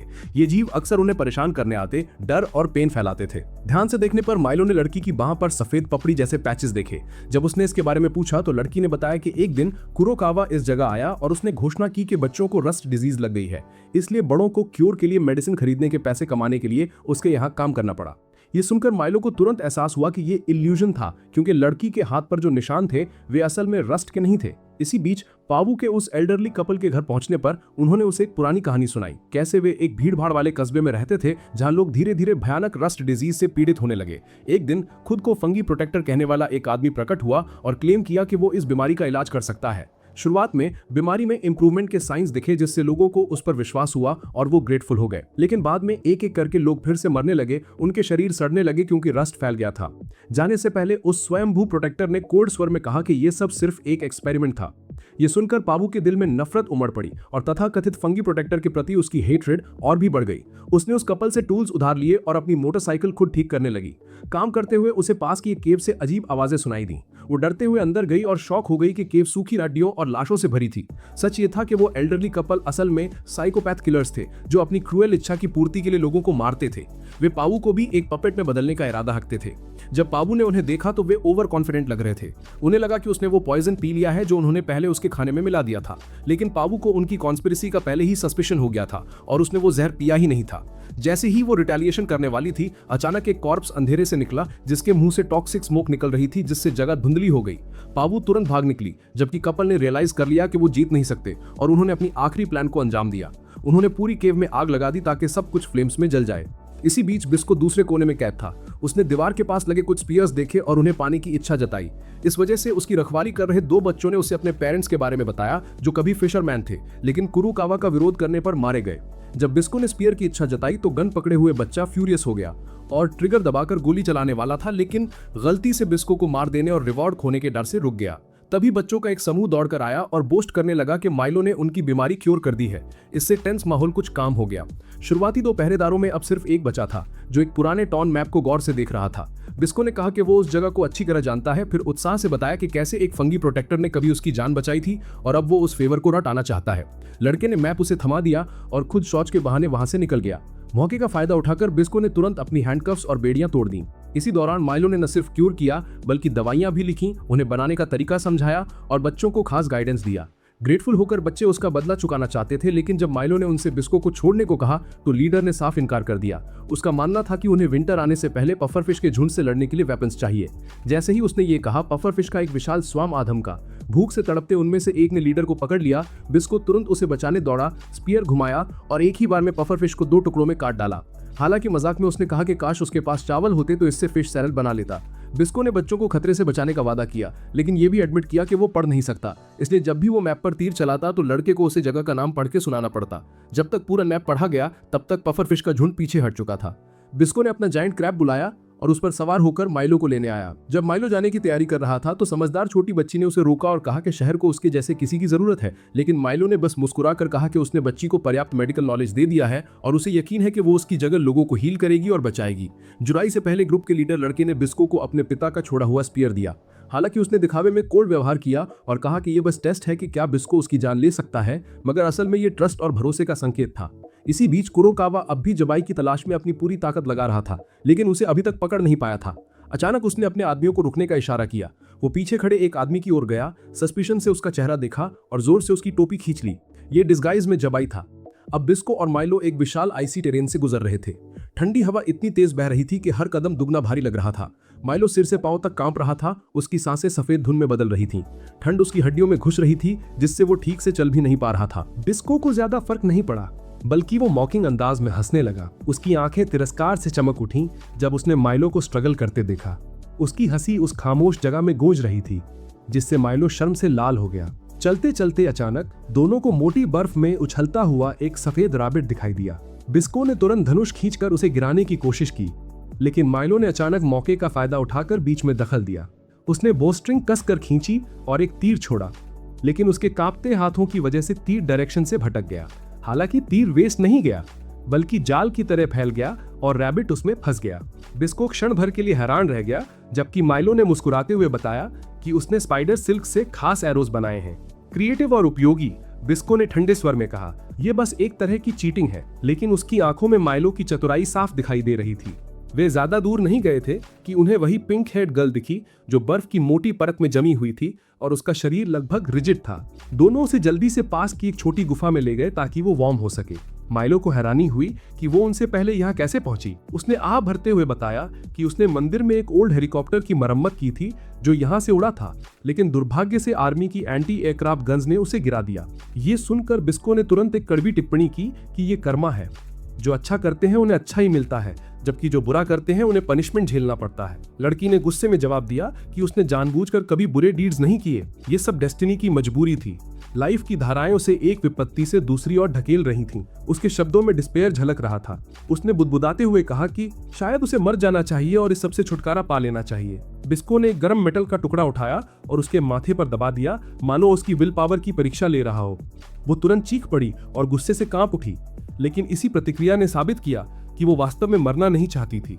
कुछ हद तक संभलने के बाद तीनों ने अपनी यात्रा जारी रखी, लेकिन बिस्को को एक्स्ट्रा साथी पसंद नहीं आया। वो और पिंक हेयर्ड गर्ल लगातार झगड़ते रहते। उनकी बहस से जायंट क्रैब भी इरिटेट हो गया और उसने वार्निंग देने के लिए अपने पंजों से दोनों को जमीन पर पटक दिया। आखिरकार ग्रुप एक व्यापारी कैंप में रुका, लेकिन अब वहां कोई भी नकली मुद्रा एक्सेप्ट नहीं करता था, जिससे वे कुछ भी नहीं खरीद पा रहे थे। व्यापारी ने सुझाव दिया कि वे तभी डील करेंगे जब वे क्रैब वहीं छोड़ दें, जिसे बिस्को ने तुरंत मना कर दिया। इस दुविधा में पिंक हेड गर्ल ने अपनी स्मार्टनेस दिखाई। अपने स्त्रीत्व का इस्तेमाल करते हुए उसने नेगोशिएशन में ये बात रखी कि कुछ कैंड फूड ही जरूरी खाने पीने की चीजों के बदले काफी होंगे। आगे बढ़ते हुए ग्रुप एक डेजर्टेड रेलवे स्टेशन पहुंचा, जिसका एंट्रेंस बर्फ से ढका हुआ था। इस बार जायंट क्रैब ने अपनी स्ट्रेंथ से मोटी बर्फ की परत तोड़ी और नीचे रास्ता बना दिया। जगह बिल्कुल डार्क थी, लेकिन बिस्को द्वारा ग्लोइंग फंगाई फैलाने की वजह से नीली बैंगनी मिस्टीरियस लाइट हर जगह फैल गई। माइलो को लगा जैसे वो किसी दूसरी दुनिया में पहुंच गया हो। उन्हें कुछ पुराने इंजन्स मिले। भाग्यवश अभी भी एक काम कर रहा था, लेकिन कंट्रोल पैनल में येन कॉइन्स डालने पड़ते थे, जो अब बहुत पुरानी करेंसी थी। पिंक हेड गर्ल ने फिर से अपनी मैकेनिकल स्किल्स दिखाई। उसने मशीन का ढक्कन खोला और जटिल वायर्स को फिर से जोड़ दिया। जब माइलो और बिस्को आश्चर्य से देखते रहे तो उसने बताया कि पास्ट में उसे एक स्लेव के रूप में पकड़ लिया गया था और फैक्ट्री में काम करने पर मजबूर किया गया था, जहां कई लोग रस्ट से पीड़ित थे। उसी दौरान वो मशीन्स में एक्सपर्ट हो गई और वहां से भाग निकली। जब वो रिपेयर में व्यस्त थी, माइलो और बिस्को आग के पास बैठकर गर्म खाना खा रहे थे। माइलो ने कहा कि उसे बिस्को के साथ यात्रा करके खुशी मिलती है, वो नई चीजें सीख रहा है और लोगों को बचाने के लिए मेडिसिन ढूंढने की प्रेरणा मिलती है। उसने बिस्को से उसके ग्रैंडफादर के बारे में पूछा। बिस्को ने बताया कि हालांकि वो उसके बायोलॉजिकल दादा नहीं थे, लेकिन वही उसका एकमात्र फैमिली और मेंटर थे जिन्होंने उसे आर्चरी से लेकर सर्वाइवल तक सब कुछ सिखाया। उन कठोर लेसन्स ने उसे कई बार लाइफ और डेथ के बीच धकेल दिया था, लेकिन इसी बॉन्ड की वजह से बिस्को उन्हें हर कीमत पर बचाना चाहता था। कहानी सुनकर माइलो चिप हो गया। फिर उसने धीरे से कहा कि यही लव और अटैचमेंट है जो इंसान को इतना करेजियस बनाता है। पिंक हेड गर्ल ने सब सुना। उसका चेहरा लाल हो गया। वो शर्मिंदा और उलझन में थी, फिर भी हल्का मुस्कुराई। आखिरकार उसने इंजन ठीक कर दिया। जैसे ही माइलो और बिस्को ट्रेन में चढ़ने वाले थे, पिंक हेड गर्ल हेजिटेट कर रही थी और डेंजर से डरकर उनके साथ ना जाने का फैसला किया। उन्होंने उस पर जोर नहीं डाला, बस उसका नाम पूछा।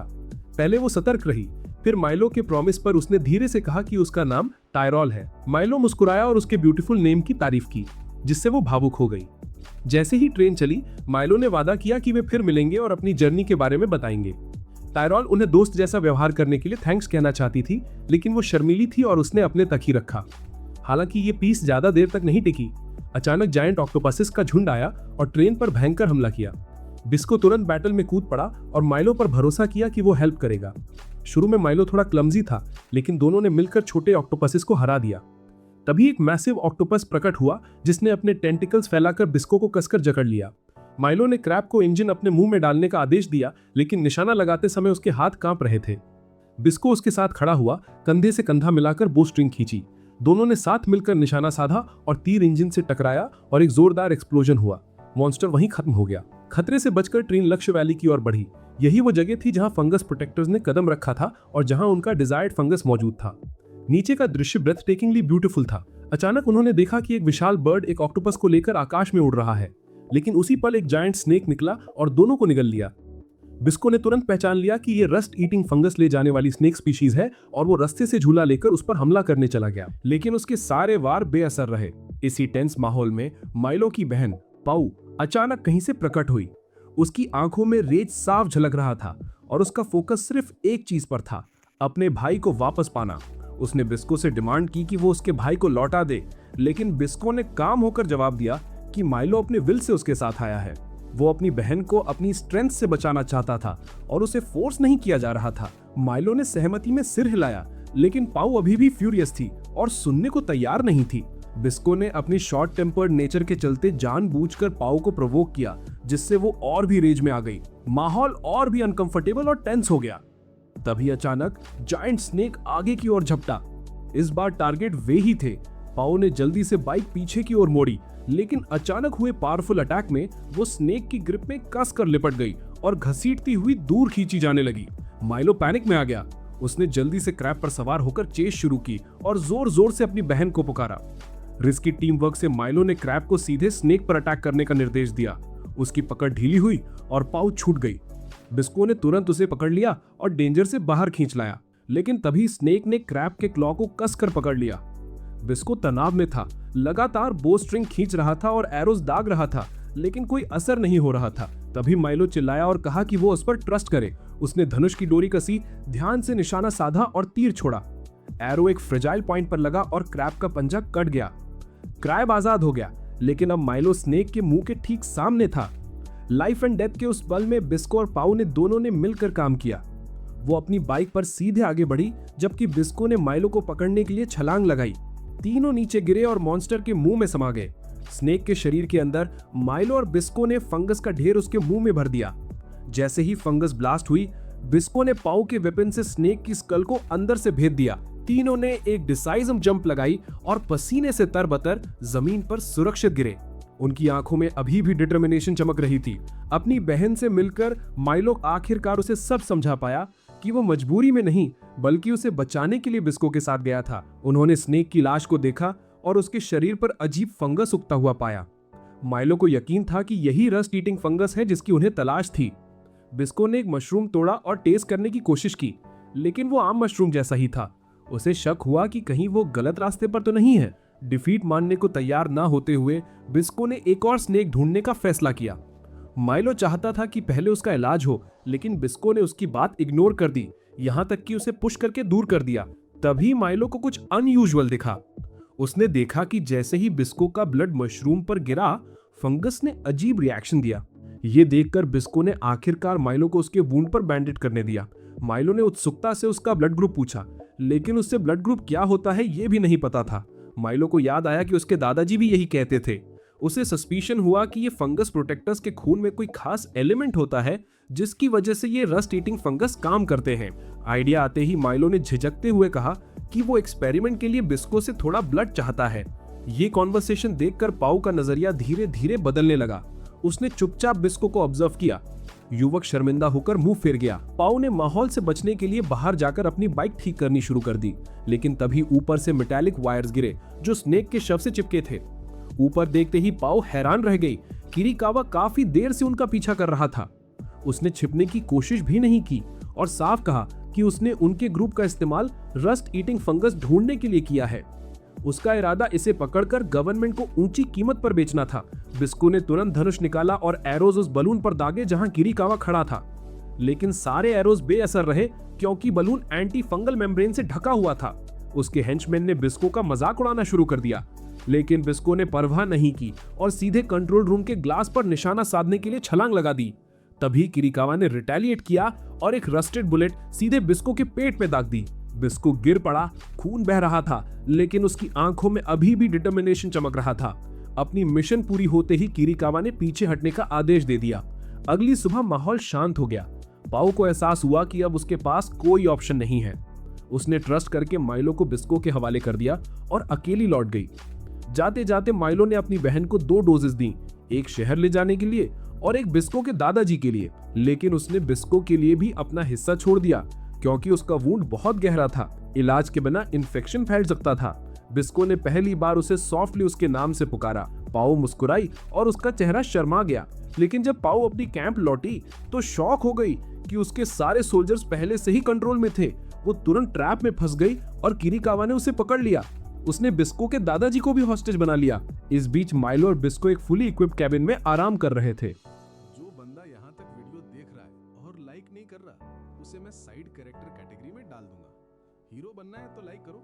चलो अब स्टोरी पर वापस आते हैं। आराम करने के बजाय बिस्को क्रैब के साथ खेलने में बिजी था। अपने वूंड को इग्नोर कर रहा था, यहाँ तक कि सारे काम माइलो पर डाल रहा था। माइलो इरिटेटेड और परेशान था। खाना बनाते हुए गुस्से में बड़बड़ा रहा था। तभी टीवी पर किरिकावा की न्यूज सुनकर माइलो का चेहरा पेल पड़ गया। जब बिस्को वापस आया तो माइलो काम दिखने की कोशिश कर रहा था, लेकिन उसकी आंखें उसकी एंजाइटी छुपा नहीं पा रही थी। बिस्को को कुछ ऑड सा लगा। उसने माइलो के बनाए खाने को टेस्ट किया और तुरंत पता चल गया कि उसमें स्लीपिंग ड्रग मिला है। उसे शक हुआ कि माइलो उससे कुछ छिपा रहा है और फिर अंदाजा लगाया कि पाऊ खतरे में है। बिस्को ने क्लेम किया कि उसे पता है पाऊ कहां कैद है और वो उसे तुरंत रेस्क्यू करेगा, लेकिन माइलो ने रोक दिया, ये कहते हुए कि उसकी गंभीर कंडीशन में ये सुसाइड मिशन होगा। बिस्को ने उसकी बात इग्नोर कर दी और दोनों में हीटेड आर्ग्यूमेंट शुरू हो गया। माइलो ने उसे रोकने के लिए बो उठा लिया, उसका गला भराया और उसने कहा कि वो बिस्को को सिर्फ इसलिए खतरे में नहीं डाल सकता क्योंकि वे डीप फ्रेंड्स हैं। सारी जिम्मेदारी एक ही कंधे पर नहीं डाली जा सकती। आखिरकार माइलो ने चुपचाप अपना प्रिपेयर्ड डेटा और लीथल ड्रग निकाला। उसकी आंखों में डिटर्मिनेशन था अपने दोस्त के साथ हर चैलेंज फेस करने का, लेकिन बिस्को ने उसे तुरंत गिरा दिया। उसे लगा कि वो ज्यादा हार्श हो गया। आखिर माइलो उसका साथी था। इस डिस्ट्रैक्शन के पल में माइलो ने उसे इंजेक्शन दे दिया और बिस्को डीप स्लीप में चला गया। अपने दोस्त को केयरफुली बिस्तर पर लिटाकर और कंबल उड़ाकर माइलो अकेला निकल पड़ा। वो पाऊ और जाबी दोनों को बचाने के लिए दृढ़ था। दूसरी ओर किरिकावा एक लैविश चैम्बर में शराब पीते हुए अपने हेंचमैन के साथ कार्ड्स खेल रहा था। हल्की पीली रोशनी और उसकी मॉकिंग हंसी ने माहौल को और सिनिस्टर बना दिया था। अचानक डार्क कॉर्नर से माइलो प्रकट हुआ। वो पहले से ही खिंचा हुआ, उसकी आंखों में रेज और हेट्रेड जल रही थी। वो अभी भी उस क्रूअल्टी को याद कर रहा था जब किरिकावा ने कल उसकी बहन पर अत्याचार की वीडियो फुल एचडी में टीवी पर ब्रॉडकास्ट की थी, अनसेंसर्ड, और धमकी दी थी कि अगर माइलो ने रस्ट ईटिंग फंगस का सीक्रेट ना बताया तो उसकी बहन और जाबी दोनों की जान जाएगी। माइलो ने टीथ भींचकर कहा कि पहले उसकी बहन को छोड़ो, फिर किसी डील की बात करो। किरिकावा ने कोल्ड स्माइल के साथ मना कर दिया। उसने कहा, अगर मैं पहले उसे छोड़ दूं और तुम भाग गए तो? मजबूरन माइलो ने फेक एक्ट शुरू किया। उसने टेस्ट ट्यूब्स और दवा की शीशियां निकाली और फॉर्मूला बनाने का ड्रामा किया। किरिकावा की आंखें ग्रीड से चमक उठी। अनलिमिटेड पावर के ख्याल से वो ऑलमोस्ट पागल हो गया था, लेकिन माइलो की हर मूव एक ट्रैप थी। अचानक टेस्ट ट्यूब से डेंस लाल स्मोक फैल गया। उस पैरालिसिस स्मोक ने किरिकावा के स्ट्रॉन्ग बॉडीगार्ड को पलक झपकते गिरा दिया। माइलो ने लाइटनिंग स्पीड से एरोस चलाए, हर निशाना एक्यूरेट। सारे सोल्जर्स ढेर हो गए। इसके बाद उसने किरिकावा पर डायरेक्ट हमला किया, चाकू से कई बार किए। ये उसकी बहन के लिए रिवेंज था। एक पल को माइलो को लगा कि वो जीत गया, लेकिन किरिकावा कनिंग था। उसने अचानक माइलो पर काउंटर अटैक किया। एक पॉइजन एरो उसके शरीर में प्रवेश कर गया। माइलो ने डिसबिलीफ में नीचे देखा। उसका खून बह रहा था और वेनम उसकी नसों में फैल रहा था। कंट्रोल धीरे धीरे खत्म हो रहा था। किरिकावा ने क्रूअल हंसी हंसी और शॉकिंग ट्रूथ रिवील किया कि वो कभी फंगस प्रोटेक्टर था। उसे पता था कि ये फंगल सीक्रेट्स कैसे काम करते हैं। उसने कहा कि रस्ट ईटिंग फंगस के फॉर्मूला से वो सुप्रीम पावर हासिल करेगा और दूसरों से कहीं आगे निकल जाएगा। उसने माइलो को मजबूर किया कि वो सीक्रेट बता दे, वरना उसे भी पपेट बना देगा। माइलो ने टीथ भींचकर रिफ्यूज कर दिया। किरिकावा फ्यूरियस हो गया और एक और एरो चलाने लगा। तभी दूर से बिस्को प्रकट हुआ। जाबी भी चालाकी से अपना हिस्सा निभा रहा था। उसने कैप्टिविटी में रहते हुए रैट का यूज करके लॉक तोड़ा और बाहर निकल आया। किरिकावा रेज में लाल हो गया। उसने मॉकिंग टोन में बिस्को पर क्रॉसबो तान दिया। बिस्को ने प्रोवोक किया और किरिकावा को सच्चाई उगलवा दी कि वही मास्टरमाइंड था जिसने फंगस प्रोटेक्टर्स पर यह अफवाह फैलाई कि वे रस्ट फैलाते हैं। किरिकावा ट्रिगर दबाने ही वाला था कि बिस्को की गोली ने उसका हाथ चकनाचूर कर दिया, लेकिन माइलो वेनम के असर से खुद पर कंट्रोल खो बैठा। उसने गलती से जवाबी एरो चला दिया जो बिस्को को घायल कर गया। किरिकावा ने इस चांस का फायदा उठाया और माइलो को मजबूर किया, या तो फंगस का सीक्रेट बताओ या अपने साथी को मार दो। इस क्रिटिकल मोमेंट में माइलो को आखिर सीक्रेट रिवील करना पड़ा, लेकिन किरिकावा धोखेबाज निकला। जैसे ही उसे ट्रूथ मिला, उसने माइलो से कहा कि अब वो खुद बिस्को को मार दे। एक डेडली एरो उड़ा, लेकिन उसी क्षण बिस्को ने अपनी जान दांव पर लगाकर उसे अपने मुंह से पकड़कर और वापस कर दिया। एरो सीधा किरिकावा की आंख में धंस गया। उसकी चीख गूंज उठी। फौरन उसके शरीर पर मशरूम्स उगाए। फंगस तेजी से फैल गई। वो रेज में छटपटाने लगा और दीवारों से सिर पटकने लगा। तभी सच सामने आया। ये सब बिस्को के गुरु जाबी की हिडन स्ट्रैटेजी थी। उसने परछाइयों से हस्तक्षेप कर सब बदल दिया था। उसने किरिकावा को कंट्रोल करने के लिए फंगस एक्टिवेट कर दिया था, फिर माइलो और बिस्को को जल्दी से बचा लिया। जाने से पहले उसने दोनों को जल्दी से एस्केप करने का निर्देश दिया, जबकि वो सोल्जर्स को रोकने के लिए पीछे रह गया। बिस्को की ऑब्जेक्शंस के बावजूद जाबी ने फर्म डिसीजन लिया, एरोज चलाए और स्पोर्स बोए, जिससे काउंटर अटैक करने वाले सैनिक इंटॉक्सिकेटेड होकर लड़ने में असमर्थ हो गए। बाहर निकलने के बाद माइलो कोलैप्स होने लगा क्योंकि रस्ट पॉइजन उसके पूरे शरीर में तेजी से फैल रहा था। अपने फ्रेंड को सांस लेने में स्ट्रगल करता देख बिस्को घुटनों के बल बैठ गया। हेल्पलेसनेस और दर्द उसकी चेस्ट को चीर रहे थे। तभी लॉयल जायंट क्रैब दौड़ा और बचे हुए सैनिकों को स्वीप करते हुए दोनों की रक्षा की। हालांकि माइलो खुद बैडली वुंडेड था, फिर भी उसने बिस्को का हाथ कसकर पकड़ा हुआ था। उसकी ट्रेम्बलिंग वॉइस उसे कह रही थी कि उसकी मौत व्यर्थ न जाने दे। दर्द से कराहता बिस्को उसके बगल में गिर पड़ा। माइलो की चेतना धीरे धीरे फेड होने लगी। एक छोटे से ड्रीम में उसने खुद को अपनी सिस्टर, ग्रैंडपा और दोस्तों के साथ एक गर्मजोशी भरे छोटे से सेलिब्रेशन में देखा, लेकिन वो इमेज धीरे धीरे धुंधली होकर मिस्ट में खो गई। अचानक माइलो जाग उठा। उसकी ब्रीदिंग तेज थी, फोरहेड पसीने से भीगा हुआ था। अब उसके पूरे शरीर पे टाइट बैंडेजेस बंधे थे, हर मूवमेंट दर्द देती थी। उसकी आंखों पे मोटी पट्टी थी, जिससे उसे ऐसा फील हो रहा था मानो वो हमेशा के लिए अंधेरे में फंस गया हो। उसे डराने वाला थॉट ये था कि वो हमेशा डार्कनेस में स्ट्रगल करता रहेगा, जैसे कोई शैडोलेस ब्लाइंड मंक। उसके बगल में बिस्को बैठा था, थॉटफुल लेकिन काम टोन में उसे रीअश्योर कर रहा था। उसने बताया कि उसे पावू से एक प्रेशियस मशरूम मिला है और वो उससे दवा बनाने की कोशिश कर रहा है। माइलो ने तुरंत पूछा कि क्या उसने खुद पर इसका एक्सपेरिमेंट किया है। उम्मीद थी कि बिस्को खुद गिनी पिग बनेगा, लेकिन बिस्को ने बस फेंट स्माइल दी और बोला कि वो पहले ही दवाइयों के लिए काउंटलेस बार गिनी पिग बन चुका है। असल में उसने जानबूझकर माइलो की आंखों पर पट्टी बांधी थी ताकि ये ट्रूथ छिपाया जा सके कि रस्ट इन्फेक्शन अभी भी उसके बॉडी में है। माइलो चुप हो गया, गिल्ट महसूस करते हुए कि उसकी जल्दीबाजी और एंगर ने दोनों को इस हालत में डाल दिया। लेकिन बिस्को ने सॉफ्टली कहा कि जरूरी नहीं कि वे हार गए हों, क्योंकि उन्होंने आखिर जाबी और पावू को सफलतापूर्वक सेव किया था। उसने माइलो को दिलासा दिया कि ये आउटकम भी उम्मीद जगाने के लिए काफी है। माइलो फिर भी रेस्टलेस था। उसने आह भरी और अचानक मिस्चीवस टोन में कहा कि बिस्को को उसकी सिस्टर के साथ डेटिंग करनी चाहिए। बिस्को उछल पड़ा, उसका फेस लाल हो गया। उसे याद आया वो मोमेंट जब पावू ने उसके सिर पर आयरन रॉड मारने की कोशिश की थी। उस स्टबर्न औरत के साथ रोमांस की कल्पना ने ही उसके रोंगटे खड़े कर दिए। माइलो जोर से हंसा और धीरे से बोला कि पावू अंदर से सेंसिटिव है, भले बाहर स्ट्रांग दिखती है। उसे रोमांस का कोई अनुभव नहीं था और वो शहर की सबसे ब्यूटीफुल लड़कियों में से एक थी। ये सुनकर बिस्को कंफ्यूज हो गया, बस सिर खुजाकर बड़बड़ाया। दोनों हंस पड़े। थका हुआ माइलो धीरे धीरे स्लीप में डूब गया। बिस्को उसे गहरी नींद में देख रहा था और उसके अंदर रिग्रेट की लहरें उठ रही थीं।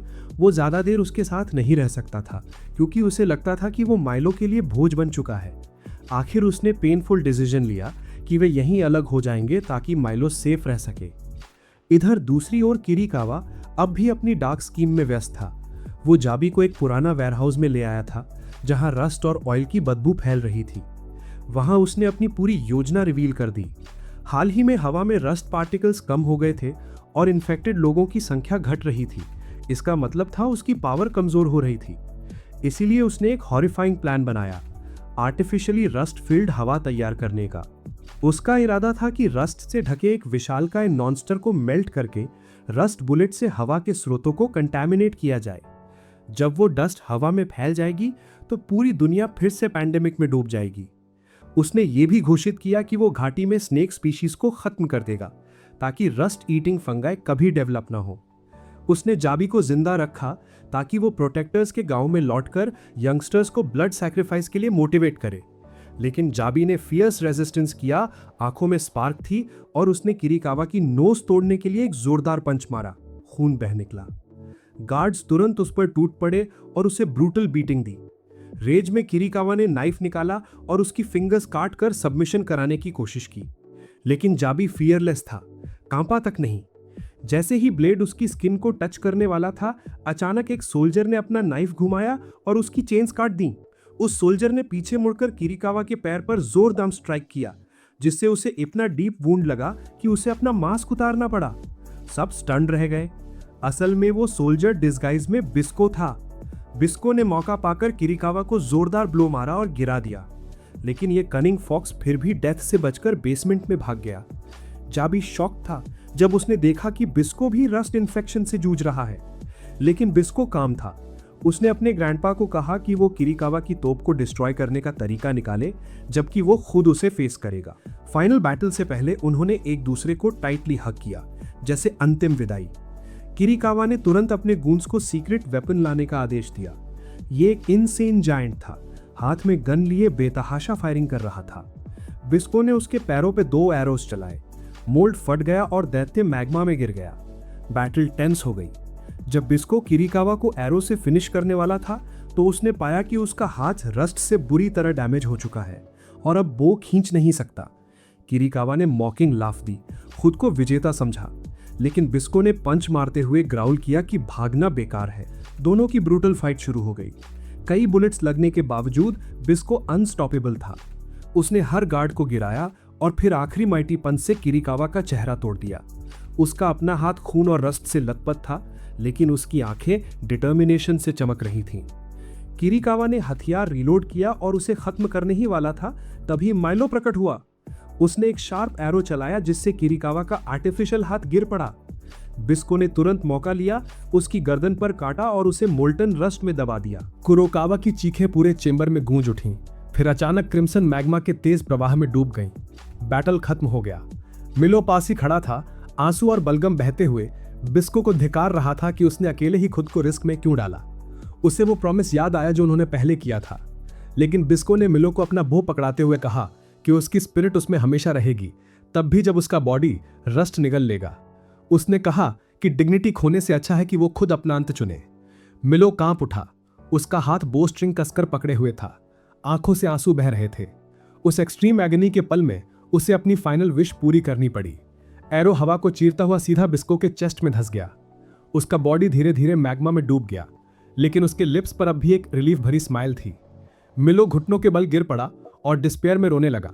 उसका साथी, उसका प्रिय दोस्त हमेशा के लिए चला गया।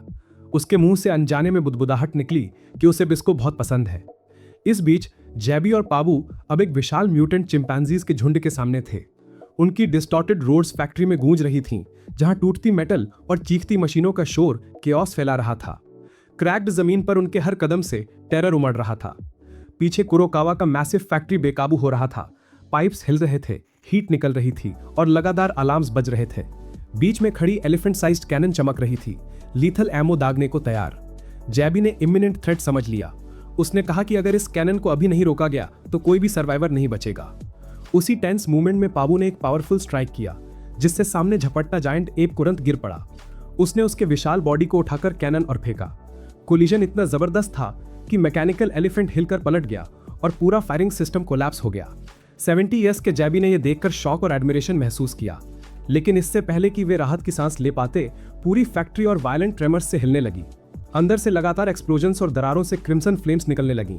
ये साइन था कि पूरा स्ट्रक्चर डिस्ट्रक्शन के कगार पर था। पाबू ने सोचना बंद किया और डेस्परेट होकर फायर और डस्ट के बीच बिस्को को ढूंढने दौड़ पड़ी। उसका हार्ट तेजी से धड़क रहा था, हर कदम पर फ्रिजाइल उम्मीद कि वो अलाइव मिलेगा, लेकिन वहां पहुंचकर उसे सिर्फ मिलो ही मिला।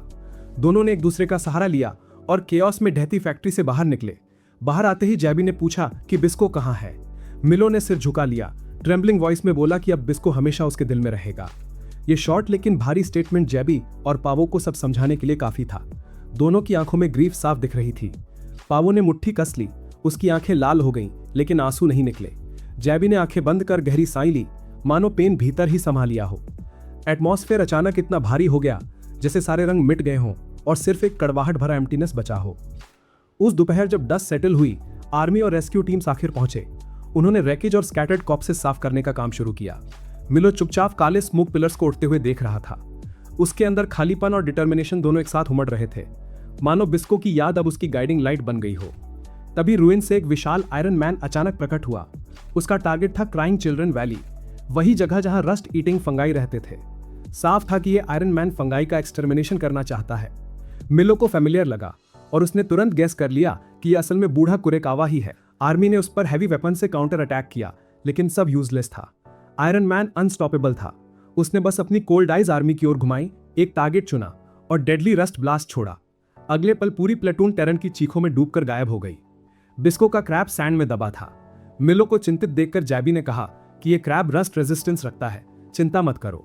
मिलो को रस्ट एंटीडोट का इंजेक्शन लगा था, इसलिए वो आयरन मैन को रोकने के मिशन पर आगे बढ़ गया। जैबी और पाबू पीछे रह गए, लेटर ज्वाइन करने का वादा करते हुए। टायरोल उसी जगह पहुंची जहां पाबू का अबडक्शन हुआ था। वहां उसकी मुलाकात कुछ सिक्योरिटी सोल्जर से हुई जो स्पोर्ट्स के कब्जे से अभी एस्केप्ड थे। वे कंफ्यूज्ड थे। तभी अचानक एक मिलिट्री एयरक्राफ्ट उतरा आयरन मैन बैटल के लिए सप्लाईज लेने। उन्होंने टायरोल को बताया कि बिस्को मैग्मा में मारा गया। ये सुनकर वो शॉक और ग्रीफ में डूब गई। आयरन मैन उस रीजन से गुजर चुका था। आर्मी के पास एडवांस्ड वेपन्स थे, लेकिन हर कोशिश बेकार। आयरन मैन लगभग इनविंसिबल था। उसने बस अपनी कोल्ड आइज आर्मी की ओर घुमाई, एक टारगेट चुना और डेडली रस्ट ब्लास्ट छोड़ा। अगले पल पूरी प्लाटून टेरर की चीखों में डूबकर गायब हो गई। आसपास खड़े गार्ड्स भी हेल्प के लिए दौड़ पड़े, लेकिन वे भी कंफ्यूजन में पड़ गए। किसी की हिम्मत नहीं हुई कि कोई डिसीजन ले। सब पावू के ऑर्डर्स का इंतजार कर रहे थे। इस हेजिटेशन के कारण माइलो स्टन्ड होकर उस सीन को देखता रहा। उसके दिल में उनकी कावर्डाइज पर गुस्सा उमड़ा, जिन्हें सबकी प्रोटेक्शन करनी चाहिए थी। इस बीच आयरन मैन बेफिक्री से मार्च कर रहा था। उसका हर कदम सब कुछ क्रश करता हुआ बैटलफील्ड में केओस भर रहा था। जब वो ट्रेडर्स के उस इलाके से गुजरा जो भागने की कोशिश कर रहे थे, माइलो अचानक जोर से चिल्लाया। उसने कुरेकावा को सीधे नाम से पुकारा। आयरन मैन तुरंत रुक गए और अपना हेड घुमा लिया। स्टील मास्क के छेदों से ब्लड रेड आईज चमक उठी। फिर उसका मेटल आर्म उठा, डेडली लेजर बीम छोड़ने की तैयारी में। उसी पल एक चमकदार रेस सीधे माइलो की ओर बढ़ी। उसने तुरंत रोल करके बचाव किया। एनर्जी स्ट्रीम की हीट उसकी स्किन के पास से गुजरी, जिससे वो बेयरली बच पाया। खुद को कोलैप्स होने से रोकते हुए माइलो ने अपना बो खींच लिया। स्पोर्स से भरे स्पेशल एरोज लगातार छोड़े गए। वर्थलेस बुलेट्स की तरह बेअसर नहीं थे। स्पोर्स आयरन मैन के आर्मर को रस्ट करते रहे। मेटल प्लेट्स अनइवनली करोड़ होने लगे। शूटिंग के साथ माइलो जानबूझकर टॉन्ट्स और मॉकिंग रिमार्क्स करता रहा ताकि मॉन्स्टर फ्यूरियस हो जाए। इससे एलाइज के लिए काउंटर अटैक का प्राइसलेस मौका तैयार हुआ। तभी दूर से थंडरस आवाज गूंजी। जाबी विशाल क्रैब की बैक पर सवार होकर सीन में प्रकट हुआ।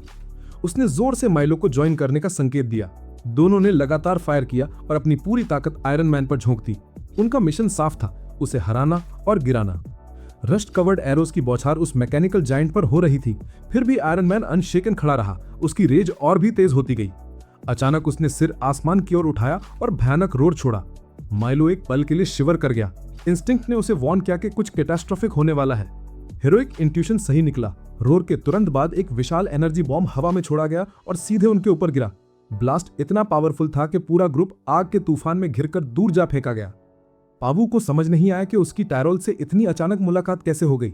दोनों ने तुरंत अलायंस बनाने का फैसला किया। वे एक पुरानी लेकिन स्टर्डी रेड कार में बैठे, इंजन रेव किया और उस जगह की ओर बढ़े जहां माइलो लड़ रहा था। रास्ते में एटमॉस्फेयर बेहद टेंस था। टायरोल जो हमेशा रिसर्च पेपर साथ रखती थी, उसने अचानक कुरेकावा द्वारा बनाए गए मैकेनिकल जायंट का ब्लूप्रिंट निकाला। पावू को लगा जैसे उसे गोल्ड मिल गया हो। उसने ब्लूप्रिंट छीनने की जल्दी की, लेकिन उसकी हेस्ट से कार ने बैलेंस खो दिया और लगभग क्लिफ से गिर गई। टायरोल डिसबिलीफ में की कि ये इंपल्सिव लड़की माइलो जैसे काम व्यक्ति से जुड़ी हो सकती है। दूसरी ओर माइलो और जाबी उस डेडली ब्लास्ट से बच निकले थे। दोनों जिंदा थे, लेकिन कीमत भारी थी। जाबी का पैर बैडली इंजॉर्ड था और अब वो तेज मूव नहीं कर सकता था। माइलो ने उसे सावधानी से बिठाया, क्विक फर्स्ट एड किया और ब्लीडिंग रोकने के लिए बैंडेज बांधा। रेस्ट करते हुए जाबी ने समझाना शुरू किया कि रस्ट डिस्ट्रक्शन से कम नहीं, ये हर चीज को इंसानों समेत डिवॉर कर देता है और इसे रोकने वाली केवल रस्ट ईटिंग फंगाई ही है। माइलो ने क्लेंच्ड फिस्ट से सिर हिला दिया। फिर उसने जाबी को नियर बाय ट्रेडर्स के पास छोड़ दिया और वार्निंग दी कि ध्यान रखें। खुद वो अकेला क्रैब पर चढ़ गया। उसे पता था कि कुरेकावा उस सिटी की ओर जा रहा है जहां उसकी बच्चों से जुड़ी मेमोरीज थीं। उसी समय टाउन में पहले वाले बच्चे इकट्ठे हो रहे थे। वे होमलैंड की डिफेंस पर चर्चा कर रहे थे, लेकिन बैंडेज हेड वाला बॉय, जो सबसे रियलिस्टिक सोच रखता था, बोला कि रेजिस्टेंस पॉसिबल नहीं, सर्वाइवल के लिए रिट्रीट ही सही है, बाद में वे फिर से बच सकते हैं। इस सजेशन ने ग्रुप को हिला दिया और वे एस्केप पर राजी हो गए। जाते जाते उन्होंने क्रू ट्रैप्स बिछाए ताकि कुरेकावा की प्रोग्रेस स्लो हो। जब वो पहुंचा और उसे एहसास हुआ, वो फ्यूरियस होकर रोर करने लगा और बच्चों का पीछा करने लगा। डेंजर सेंसिंग करते हुए ओबीडियंट बॉय ने ब्रेव डिसीजन लिया कि वो अकेला मॉन्स्टर को रोकने खड़ा होगा, लेकिन लीथल लेजर बीम उसे स्ट्राइक करने ही वाली थी कि अचानक क्रिम्सन स्पोर्स का बादल उसके सामने फट गया। वो माइलो था। वो लाइटनिंग स्पीड से आया, लगातार एरोस छोड़ रहा था। स्पोर्स आर्मर में धंसते जा रहे थे और रेड स्मोक फैल रहा था। माइलो अजाइल था क्योंकि क्रैब उसे हर बार स्प्रिंग बोर्ड की तरह सपोर्ट कर रहा था। जैसे ही माइलो नीचे जंप करता, क्रैब उसे पकड़कर फिर लॉन्च करता। इस सिनर्जी ने उसकी मोबिलिटी और काउंटर अटैक्स को अनस्टॉपेबल बना दिया। जैसे ही बैटल और इंटेंस हुई, पावू और सिक्योरिटी ट्रूप्स वहां पहुंच गए। वे टायरोल की कार से लिफ्ट लेकर आए थे। टायरोल ने माइलो को जिंदा देखकर रिलीफ की सांस ली और उसके पास दौड़ने लगी, लेकिन माइलो ने हाथ उठाकर उसे रोक दिया। अब उन्हें सब कुछ छोड़कर केवल वॉर पर फोकस करना था। माइलो अभी भी सीधे आगे बढ़ने पर अड़ा था। कुरोकावा को रोकने के लिए दृढ़ था। ग्रुप को सारी हेजिटेशन छोड़कर एक साथ दौड़कर सीधे ओल्ड सिटी की ओर बढ़ना था। वहां लड़कियां और ब्रॉथल की मालकिन भी थीं जो डेथ से लड़ने की तैयारी कर रही थी। लेकिन खतरा यहीं खत्म नहीं हुआ। एक टेरिफाइंग न्यूज आई। आयरन मैन फिर से प्रकट हो गया। रास्ते में उसने अपने पीछे लगे विशाल प्रोपेलर एक्टिवेट कर दिए, जिससे रस्ट फिल्ड हवा के बेहद तेज गस्ट्स निकले। इस हवा के जोर से फाइटर प्लेन सूखे पत्तों की तरह गिर पड़े, यहाँ तक कि हैवी टैंक्स भी पलट गए और स्क्रैप बन गए। पूरा बैटलफील्ड अस्त व्यस्त हो गया, रस्ट हर जगह फैल गई और सभी ह्यूमन वेपन्स यूजलेस हो गई। लेकिन लकी इनफ क्रैब की वजह से माइलो का ग्रुप अब भी जिंदा बचा। जब लीथल हवा बह रही थी, क्रैब ने अपने गोलमटोल शरीर को शील्ड की तरह इस्तेमाल किया, यहाँ तक कि डिस्ट्रक्शन से बचने के लिए ग्रुप को सैंड में दबा दिया। कुरोकावा के जाने के बाद ही खुदाई शुरू हुई और सब वापस सरफेस पर लौटे। रेस्ट का समय ना होने पर माइलो ने तुरंत अपनी स्ट्रेंथ बनाए रखने के लिए और भी फॉरबिडन ड्रग का इंजेक्शन लगाया। उसने अपनी सिस्टर को जाबी और बाकी लोगों के हवाले किया और उन्हें उसे सुरक्षित रखने का ऑर्डर दिया। जहां तक उसकी बात थी, वो फिर से क्रैब की पीठ पर चढ़ गया, बोस्ट्रिंग कस ली और कुरोकावा का अंतिम सांस तक पीछा करने के लिए तैयार हो गया। इसी बीच कुरोकावा ने आयरन मैन को सीधे सिटी वॉल की ओर एडवांस करने का कमांड दिया। आर्मी की कैनन्स लगातार फायर कर रही थी, लेकिन सब बेकार गया। आर्मर पर सिर्फ हल्के बर्न मार्क्स ही रह गए। जैसे ही वो विनाशकारी स्ट्राइक करने ही वाला था, माइलो अचानक प्रकट हुआ और एक एरो चलाकर उसे रोक दिया। ये पूरा दृश्य सिटी के लोग लाइव टेलीविजन पर देख रहे थे। उन्हें विश्वास होने लगा कि माइलो इस दुनिया का सेवियर बनेगा। माइलो और क्रैब अटैक के लिए दौड़े। क्रैब ने अपनी स्पेशल एबिलिटी का इस्तेमाल किया, एक बर्ड जैसी ऊंची जंप लगाई, जिससे माइलो ऊपर से लगातार एरोज बरसा रहा था। रेड स्मोक का बादल घना उठ रहा था, लेकिन आयरन मैन का एक ही पावरफुल ब्लो क्रैब को पलटने के लिए काफी था। माइलो सिर के बल गिरा, विजन धुंधला होने लगा और वो धीरे धीरे बेहोश होता गया। लेकिन सर्वाइवल इंस्टिंक्ट ने उसे हारने नहीं दिया। उसका शरीर अब भी रिफ्लेक्स पर काम कर रहा था। माइलो अचानक उठा और फंगस को स्प्रिंग बोर्ड की तरह इस्तेमाल कर आयरन मैन की पीठ पर कूद गया। उसने नाइफ निकाला और बार बार उसके सॉलिड स्टील आर्मर में घोपा। आखिरकार कुछ लूजन होकर बाहर निकला। आयरन मैन तुरंत पलटा और एक ही झटके में माइलो को वॉल पर फेंक दिया। एक नॉर्मल इंसान तो बहुत पहले एंसेस्टर्स से मिलने चला गया होता। माइलो की बहन हैरान रह गई, अपने भाई के लिए पैनिक में। अचानक जहां माइलो ने अभी मशीन मैन को स्ट्राइक किया था, वहीं से बिस्को का हाथ बाहर निकला। वो रिबॉर्न होकर वापस आ गया था। ये अनरियलिस्टिक लगा, लेकिन चूंकि ये एनिमे की दुनिया थी, उन्हें इसे मानना ही पड़ा। बिस्को मशीन मैन से कूदकर माइलो की ओर आया। उसने जोर से घोषणा की कि वो वापस आ गया है। जब वो एंसेस्टर्स से मिलने वाला था, बिस्को ने माइलो की पुकार सुनी। उसने उसका हाथ थामा और उसे उस साथी से मिलाया जो उसके अनुसार हमेशा उसका क्लोजेस्ट था। माइलो की आंखें नम हो गई, वो सीने से लिपट गया। उस पल बिस्को को एहसास हुआ कि उसका रस्ट ईटन आर्म अब पूरी तरह रिकवर होकर पहले से भी ज्यादा पावरफुल हो चुका है। उनका रियूनियन भावुक हो रहा था, तभी ओल्ड कुरोकावा ने अचानक रेज में हमला किया और एक और जोरदार पंच मारा। बिस्को ने माइलो को डॉज कर दूर ले गया। इस बार वो पहले से कहीं ज्यादा स्ट्रॉन्गर था। उसने हाथ लहराया और तुरंत फंगल स्पोर्स उगाए, तेजी से फैलते और पूरे रूप में। इस टेक्निक से बिस्को ने गोदो जैसे मास्टर की तरह कुरोकावा के अपर बॉडी को आधा काट डाला। रिबर्थ के बाद उसके भीतर नई शक्ति का संचार था, लेकिन फाइनल बॉस अभी भी खत्म नहीं हुआ। कुरोकावा का बॉडी काम करता रहा। उसने अपने सभी कंपोनेंट्स फाड़ दिए, केवल मास्क बचा। माइलो ने तुरंत डिसीजन लिया। वो और बिस्को अब उसे हमेशा के लिए खत्म करने के लिए तैयार थे। जाबी ने माइलो के कंधे पर हाथ रखा और सपोर्ट का इशारा किया। उसने उन्हें बोझ दिया और इंस्पायर किया कि इस अंतिम वॉर में अपना सब कुछ लगा दें। उस स्पिरिचुअल बूस्ट को पाकर माइलो और बिस्को एक साथ आगे बढ़े। माइलो को अचानक याद आया, बरसों पहले फंगल स्पोर्स एक विशालकाय सांप के खून में घुल गए थे और बिस्को के ब्लड स्ट्रीम में मिलकर वे ट्रांसफॉर्म होकर अल्टीमेट रस्ट ईटर बन गए थे। ये वही खास फंगी था जिसमें रस्ट को खत्म करने की रेयर एबिलिटी थी। माइलो इसे पूरी तरह नहीं समझता था, लेकिन उसे यकीन था कि यही उनका डेस्टिनी वाला चांस है। बिस्को ने कामली कहा, पहले फाइट करो, बाद में समझना। जैसे ही सब प्रिपेयर हो रहे थे, कुरोकावा का बॉडी अचानक स्वेल होने लगा। आयरन शेल्स क्रैक और ग्राइंड करने लगे। टायरॉल पैनिक में दौड़ा और चिल्लाया, रुको, अटैक मत करो, आयरन मैन फैल रहा है और किसी भी पल एक्सप्लोड कर सकता है। बस एक गलत वार और पूरा एरिया डिस्ट्रक्शन में बदल जाएगा। वार्निंग सुनकर सब फ्रीज हो गए। किसी ने रेकलेस मूव की हिम्मत नहीं की। बिस्को ने तुरंत फंगल वॉल खड़ी कर दी ताकि रस्टेड हवा को रोका जा सके और सेफ डिस्टेंस बनाया जा सके। सभी ने टायरॉल से प्लीड किया कि कोई सोल्यूशन निकाले। टाइम तेजी से निकल रहा था। टायरॉल के हाथ कांपते हुए ओल्ड ब्लूप्रिंट पलट रहे थे। एक टेंस साइलेंस के बाद उसने आखिरकार कहा, आयरन मैन के सिर के अंदर हिडन कंट्रोलर ही सब कुछ रोक सकता है। अगर उसे नष्ट किया जाए तो एक्सप्लोजन प्रोसेस रुक जाएगी। ये सुनकर बिस्को तुरंत आगे बढ़ने ही वाला था कि माइलो ने उसे रोक दिया। उसने साफ कहा कि बिना सही टारगेट का पता लगाए वे रैंडमली एरोज नहीं चला सकते। एक भी गलत स्ट्राइक पूरे बॉडी को एक्सप्लोड कर सकता था। जब सब हेजिटेशन में थे, पाऊ ने जोर से दहाड़कर आगे आने की पेशकश की, लेकिन जाबी ने तुरंत उसे रोक दिया और कहा कि वो और बिस्को इस डेंजरस काम को संभालेंगे। पाऊ ने विरोध में सिर हिलाया।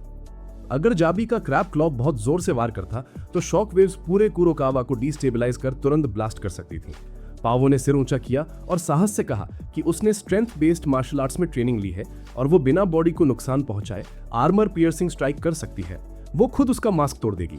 ये सुनकर बिस्को हंसा और मजाक में बोला कि वो पहले भी उससे बैडली पिट चुका है, इसलिए मानना पड़ेगा कि वो स्ट्रांग है।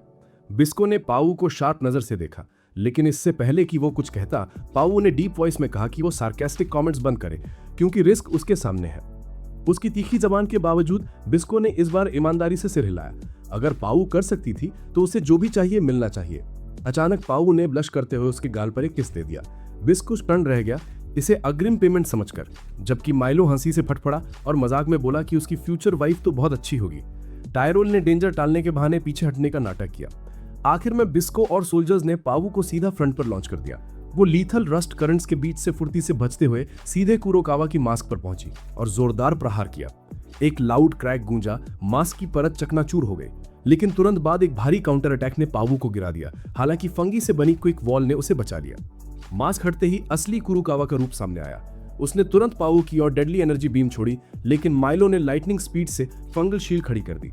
उसी समय बिस्को ने बो खींचा, लेकिन हर एरो का जवाब कुरोकावा ने अपनी बीम से दिया।